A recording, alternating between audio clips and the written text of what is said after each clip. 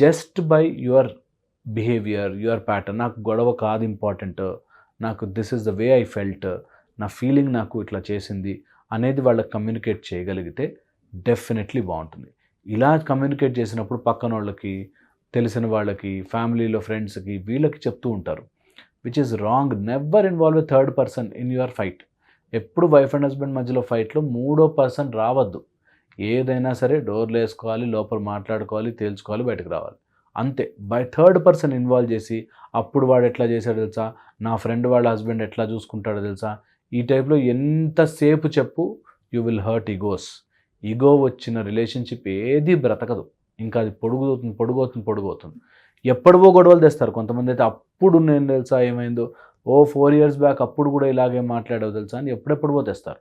And fifth, ఈ కోపంలో ఉన్నప్పుడు, ఇరిటేషన్లో ఉన్నప్పుడు, ఆఫీస్ స్ట్రెస్లో ఉన్నప్పుడు, వర్క్ స్ట్రెస్లో ఉన్నప్పుడు ఇలాంటివి తీసుకురాకపోవడమే నయం. ఎందుకంటే అవి పెరుగుతాయి కానీ తగ్గవు. సో స్ట్రెస్ ఉన్న సిచ్యువేషన్లో మాట్లాడుకోకపోవడమే నయం.